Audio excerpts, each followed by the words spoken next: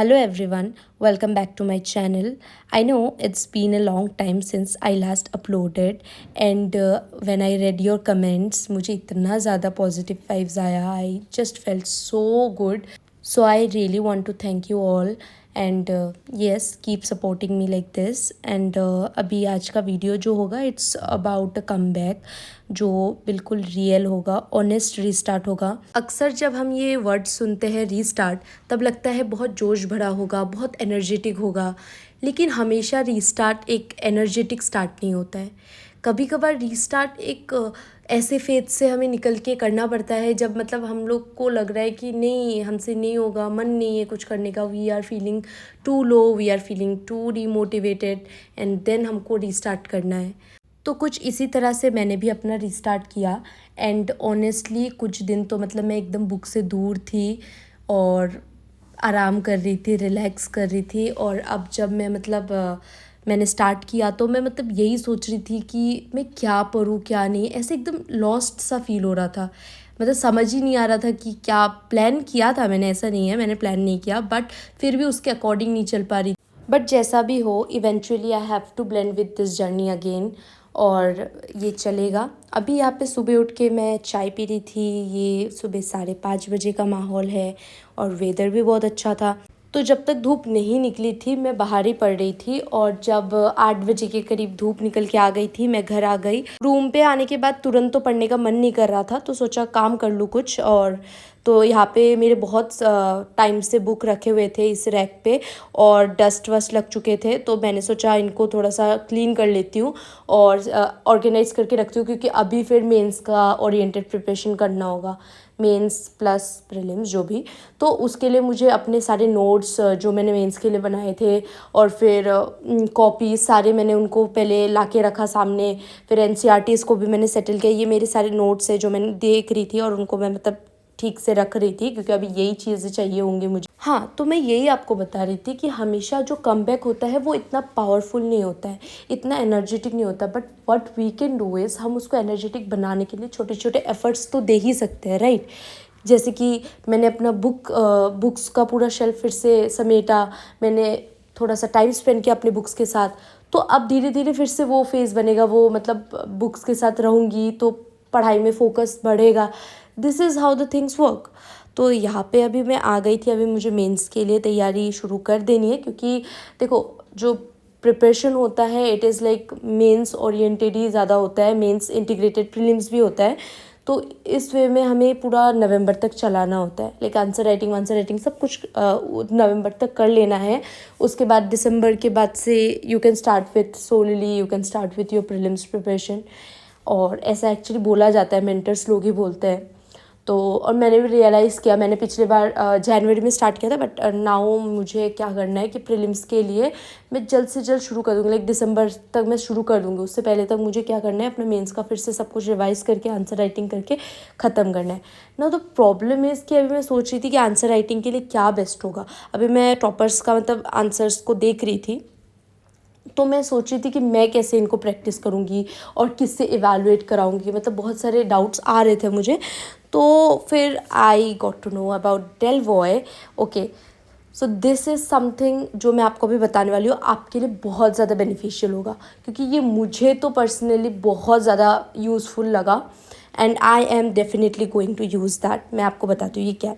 तो गूगल में जाके आपको बस एक वेबसाइट है डेलवॉय करके, आप सर्च करना, ठीक है. Basically it is totally aligned with the UPSC preparation. तो जो जो भी चीज़ें हमें चाहिए होती है यूपीएससी प्रिपरेशन में, हम इधर उधर भटकते रहते हैं, everything is in this one website. आपको मिल जाएगा. मतलब यहाँ पे आपको करंट अफेयर्स, सारे फिल्टर्स करंट अफेयर्स मिलेंगे. जैसे आप देख सकते हो ये इकोनॉमी का, जीडीपी ग्रोथ ये इस मंथ का है तो आप नेक्स्ट मंथ का भी मतलब उससे पिछले मंथ का भी आपको मिल जाएगा. ये देखो आर्ट एंड कल्चर का अभी रिसेंट न्यूज़ में था, PM to attend Ahilya Bai Holkars 300 birth anniversary. तो इसके की पॉइंट्स आप देख लो, ऐसे ऐसे मिल जाएंगे आपको. तो इसी तरह से आप अपना न्यूज़ का नोट्स बना सकते हो. Like if you are someone जिसको मतलब समझ नहीं आता है कि हिंदू से क्या पढ़ना है, या मैं भी इस साल मैं सोचूं कि न्यूज़पेपर को मैं अवॉइड करूँगी. मे बी मैंने पिछले साल पढ़ा था.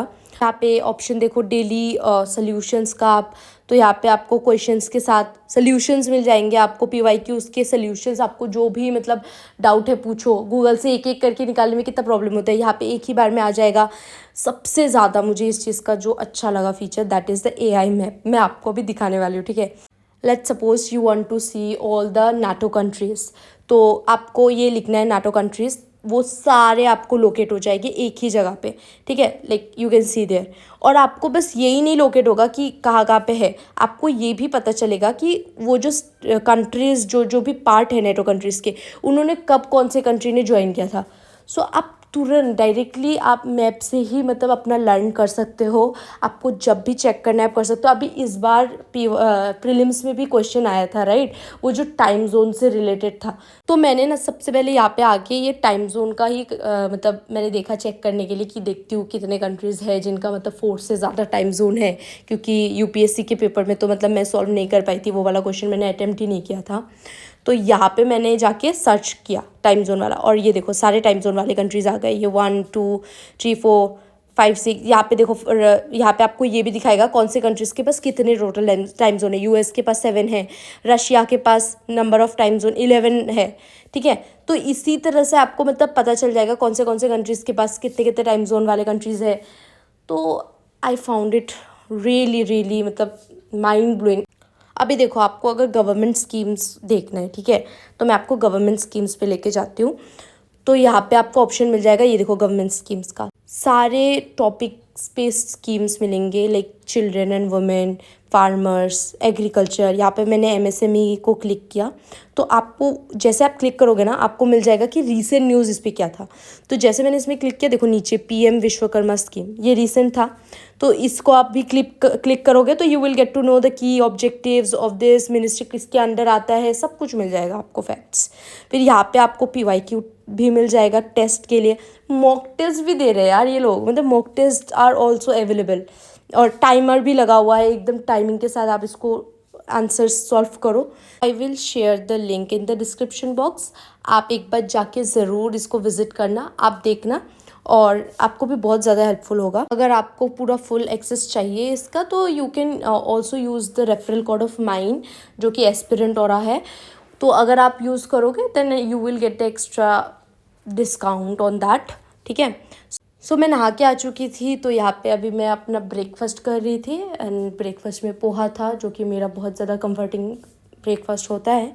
तो ब्रेकफास्ट खाते खाते I was watching a video on शक्ति दुबे मैम का एक वीडियो था एक्चुअली, जिसमें वो बता रही थी मेंस और प्रीलिम्स के लिए क्या अप्रोच रखना चाहिए। सो वीडियोस देखने के बाद मैं अपना बेसिक्स पढ़ने लग गई थी। अभी मेरा ये अप्रोच रहेगा कि मैं ज़्यादा से ज़्यादा टाइम मेंस ओरिएंटेड तो प्रिपरेशन करूँगी, लेकिन साइड बाय साइड मैं अपना NCERTs भी क्लियर करूँगी। और जो भी लोग अभी 2026 में अपना अटेम्प्ट देंगे और वो बिगिनर्स है, या फिर मान लो मेरी तरह ही एक साल से प्रिपरेशन कर रहे हैं, तो वो लोग भी अभी ज्वाइन कर सकते हैं मुझे इस चीज़ में, and they can also start with the NCERTs। देखो हम लोग को ना एटलीस्ट 7-8 बार करना ही चाहिए, जितना बार हम पढ़ेंगे उतना बार नया नया चीज़ निकल के आएगा। और अभी आने वाले वीडियोस में आप देखोगे कि मैं बहुत ज़्यादा आंसर राइटिंग प्रैक्टिस करूँगी, क्योंकि पिछले साल मैंने जैसे तैसे सिलेबस को कंप्लीट किया था अपना मेंस का, और आंसर राइटिंग ढंग से नहीं कर पाई थी मैं, बट इस बार मैं करूँगी, और मैं उनको इवैल्यूएट भी कराऊँगी, यही डेलवॉय वेबसाइट से कराऊँगी। तो आप देखोगे आने वाले टाइम पे आप लोग भी अभी से आंसर राइटिंग स्टार्ट कर सकते हो। एंड मेरा एक टेलीग्राम चैनल भी है, वहाँ पे भी अगर मतलब आपको आंसर अपना लिख के शेयर करना है, आप कर सकते हो, कोई भी हेल्प कर देगा, कोई भी उसको एवेलुएट करने में भी हेल्प कर देगा, हम लोग डिस्कशन कर सकते हैं। So yes, let's do it together. अभी 2026 के लिए एम करते हैं, एंड अपने बेसिक्स को क्लियर करते हैं, NCERTs को पढ़ते हैं। और यहाँ पे अपना जो अभी मेंस का मेरा प्रिपरेशन रहेगा वो ऐसा रहेगा कि मैं PYQs पे रिलाई करूँगी। अभी PYQs मुझे करने हैं, वेदर मैं उनको ब्रेनस्टॉर्म करूँ या उनको लिख के करूँ, बट PYQs मैं करूँगी। तो ये दोपहर को फिर मैंने लंच कर लिया, और ये शाम का क्लिप है जहाँ पे बानर सेना ने हमारे छत पे हमला कर दिया था। तो वही मैं देख रही थी, बहुत सारे थे यहाँ पे, तो मैं कुछ ही रिकॉर्ड कर पाई, डर के मारे ज़्यादा सामने नहीं गई। तो yes, that's it for today. आपको आने वाले वीडियोस में सब पता चलेगा, तब तक के लिए बाय।